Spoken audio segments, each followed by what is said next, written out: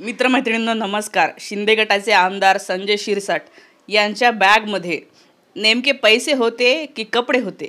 तुम्हाला काय वाटतं? तुम्ही तो व्हायरल झालेला व्हिडिओ पाहिला असेल, ज्याच्यामध्ये आमदार संजय शिरसाट असे बेडवर बसलेले आहे, हातामध्ये सिगरेट आहे आणि कोणाला तरी फोनवर बोलत आहेत आणि त्यांच्या शेजारी कुत्रा हालचाल करतो आहे आणि बेडच्या खाली एक बॅग अशी उघडी आहे, उघडलेली. आणि या बॅगमध्ये मी तर म्हणते की ते पैसेच आहेत, म्हणजे पैसेच दिसत आहेत ते. तुम्ही जर का नीट पाहिलं तर इतकी मोठी बॅग भरून पैसे. तर तो तुम्ही पाहिला नसेल तर तुम्हाला व्हिडिओ पण मी दाखवते. हे बघा, हा तो व्हिडिओ आहे. साहेब बोलत आहेत, आमदार साहेब.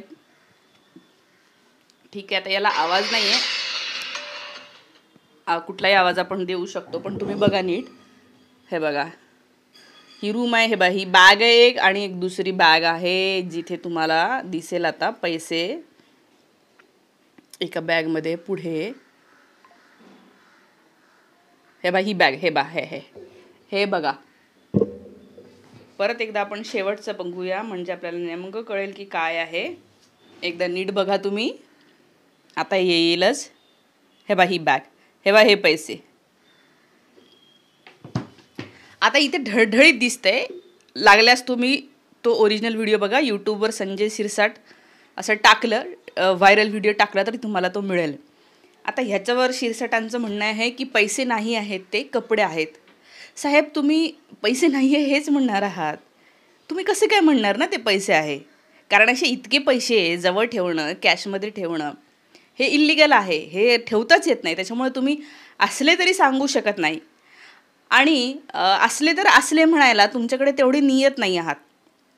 ऑलरेडी उद्धव ठाकरे यांचा पक्ष फोडून, त्यांचं पक्षचिन्ह घेऊन जाऊन, गद्दारांना सोबत करून तुम्ही गद्दारांच्या हद्दीत गेलेले असल्यामुळे आता तुमच्याकडून कुठल्याही नैतिकतेची अपेक्षा आम्ही करत नाही. महाराष्ट्रातल्या जनतेला एवढं कळलेलं आहे की जे शिंदेंसोबत गेलेले सगळे आमदार आहे त्यांच्याकडून फारशी नैतिकता काही आता अपेक्षात करू नये. कारण की म्हणजे तुमची एवढी हिंमत होते की तुम्ही एखाद्या माणसाचं, पक्षाचं नाव, त्याचं वडील, त्याचं सगळं तुम्ही घेऊन जाता आणि तिकडे गेल्याच्यानंतर तुम्ही काय काय बोलता उद्धव ठाकरेंविषयी. म्हणजे आधी तुम्ही त्यांच्यासोबत होते तेव्हा तुम्ही त्यांचं कौतुक करत होते, तुम्ही पुष्पगुच्छ देत होते, तुम्ही धन्यवाद देत होते, आणि नंतर इकडे गेल्याच्यानंतर तुम्ही आता डायरेक्ट शिवे द्यायला लागलेला आहात. बरं, मधल्या काळात काही झालं आहे का? त्यांनी काही तुम्हाला केलं का? नाही. तुम्हीच त्यांच्यासोबत गद्दारी केलेली आहे. तर या सगळ्यावरून लक्षात येते की तुमच्याकडून काही अपेक्षा नाही आहेत. पण जनता म्हणून मला तुम्हालाही सांगायचं आहे मित्रमैत्रिणींनो, की एक एक आमदाराचं काहीतरी उघडं पडतं आहे. आणि आता हे तर संजय राऊत यांनी हा व्हिडिओ बाहेर काढलेला आहे, परंतु तुम्ही जर पाहिलं तर शिंदे गटाच्या आमदारांचं जे जे काही येते, म्हणजे परवाच्या दिवशी ते संजय गायकवाड कॅन्टीनमध्ये गेले आणि त्या कामगाराच्याच बिचाऱ्याच्या कालात थोबाडीत मारलं, त्याला खाली पाडलं, फुल एकदम पिक्चर स्टाईल बनियन लुंगीवर. हे झालं. त्याच्यानंतर एक महिना आधी त्या गोगावलेंचा व्हिडिओ आला होता, त्या कुठल्या तरी अघोरी पूजा करताना, त्यामुळे तो एक व्हिडिओ झाला. तर ह्या अघोरी गोष्टी करणं हे महाराष्ट्रामध्ये इल्लिगल आहे. जादूटोणा विरोधी कायदा आहे आपल्याकडे. हे जे काही शिंदे गटाच्याच लोकांचं बाहेर येत आहे, हे कोण करतंय? म्हणजे भाजपकडून केलं जातंय का? कारण आता त्यांना काय गरज उरली नाही. त्यांचा एक पॅटर्न सगळ्यांना माहिती आहे की गरज संपली की ते काय, तुम्हाला फक्त ते सोडत नाही तर ते तुम्हाला बदनाम करून सोडतात. तर आता सोडायचं आहे म्हणून हे अशा प्रकारे बदनाम्या लावलेल्या आहेत का, असंही वाटायला लागलेलं आहे. आणि ते खरंच असेल. आता संजय शिरसाट यांच्याबद्दल सांगायचं झालं तर त्यांची संपत्ती 5 वर्षात 13% वाढली आहे.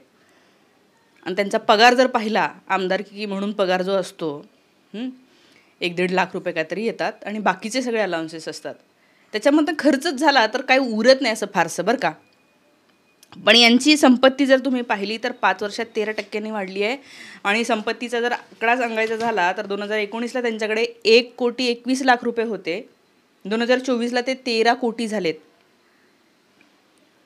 कोटी रुपये कसे काय यांच्या खात्यावर आले? कुठला धंदा करत आहेत हे, हा प्रश्नच आहे. आणि हा जो सगळा पैसा इथे दिसतोय, आपल्याला असं वाटतं की अरे काय राजकारणी आहे, काय ते तसं करणारच. अहो मित्रमैत्रिणींनो, हे पैसे तुमच्या आमच्या खिशातून येत आहेत. हे लोक रोजाना नव्हते गेले. जे लोक तुमच्यासारखे अनेक लोक आहेत की जे रोजाने जातात, रोज काम करतात आणि प्रत्येक छोट्या मोठ्या गोष्टींवर जो टॅक्स भरतायत त्याच्यातून हा पैसा तयार होतो आणि हा पैसा कोणाकडे जातोय. त्या शिरसाटांचा तिथं फिरत असलेला कुत्रा पण सांगेल की त्याच्यामध्ये पैसे होते, पण आता ते म्हणतात की पैसे नाही आहे. यांची बाहेर येऊन प्रेसने जेव्हा प्रश्न विचारले तेव्हा बोलण्याची पद्धत पण बघा, एकदम कूल कॅज्युअल चाललेला आहे. ते शंभूराज देसाई काल म्हटले बाहेर ये तुला दाखवतो चायला. म्हणजे गद्दार म्हणलं की यांना एवढं झोमतं. गद्दारांना गद्दार नाही म्हणायचं तर काय म्हणायचं. त्यामुळे एक लक्षात येते की हे शिंदे गटाचे जे काही लोक आहेत, भाजपचे तर गयेगुजरेच आहेत, पण शिंदे गटांचे पण तिकडे गेल्यामुळे काय झालं की त्यांना ती लागण झाली आणि एक एक एक आता चेकाळतोय, चवताळतोय.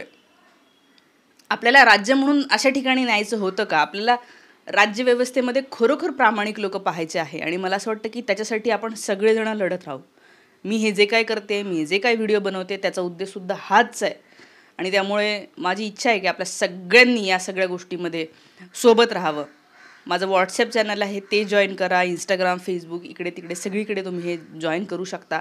आपल्याला सगळ्यांना मिळून एक खूप मोठी चळवळ उभी करायची आहे आणि हे सत्तेमध्ये बसलेले जे चुकीचे लोक आहेत, जे खोटे लोक आहेत त्यांना सतत उघडं पाडून आपलं सरकार, ज्याला आपण म्हणूया ना की ज्याच्यामध्ये खरोखर तुमच्या आमच्या मनाचा विचार केला जातो. शाळा इथं बंद होत आहे हे कोणाचा विचार आहे? हे फक्त प्रायव्हेट काही लोकांचा विचार करून शाळा बंद केल्या जात आहेत. या सगळ्या गोष्टींचा आपण विचार केला पाहिजे. मला असं वाटतं या सगळ्या प्रकारांना तुम्हाला काय वाटतं ते मला कमेंट करून नक्की सांगा. थांबते. Thank you so much.